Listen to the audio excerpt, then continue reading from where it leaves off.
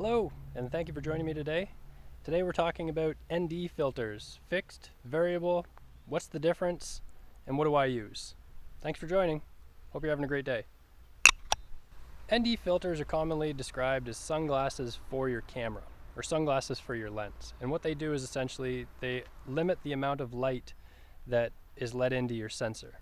So what I'm using right now is a fixed 6-stop MD filter, just chosen based on the conditions today, which I think does a really good job of allowing just enough light in that I can still get all the colors in the background there and this beautiful field behind me.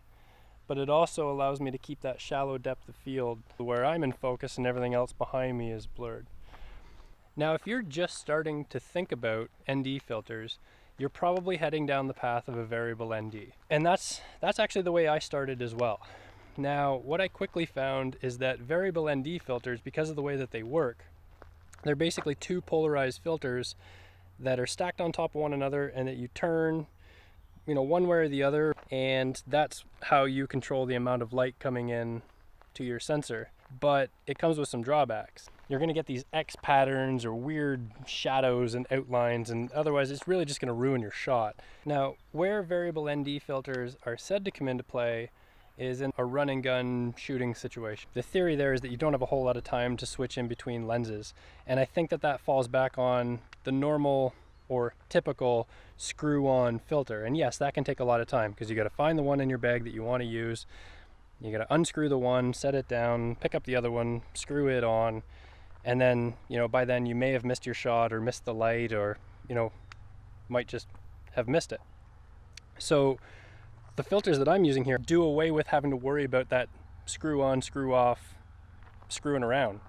And that's because the filters that I'm using from Freewell are magnetic. Before I go any further, this is not a promoted post, this is not a sponsored promotion. I've not been paid to say anything about these. Just like I said in my intro video last week, this is an unbiased, unsponsored, unpaid review.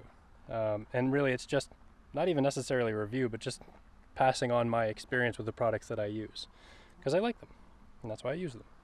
So with that being said, this is the 6-stop fixed ND filter, and it allows you to keep that shallow depth of field and still retain the colors and that shutter speed that allows you to get the shot that you want. I also have a 3-stop, which is the other one here, and now here's why I think that variable NDs have no place, at least in my bag. I'm going to show you how quickly it is to change out the filter.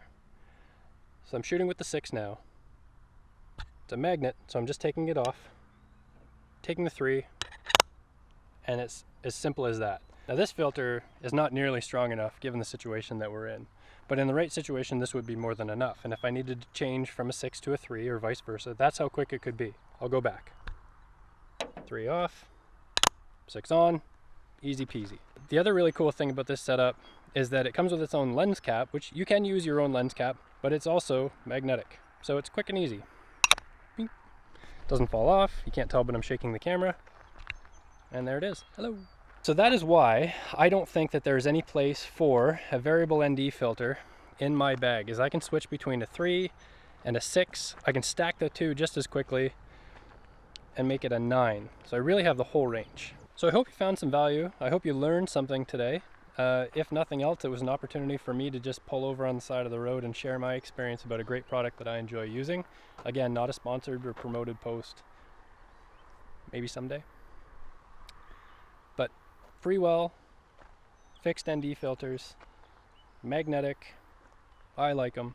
So anyways, thanks again for joining me. If you got something out of this, I'd appreciate the like.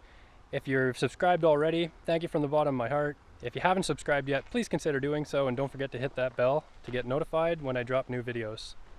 Thanks again for your time today. I've really enjoyed talking to you, and we'll see you next time. Bye for now.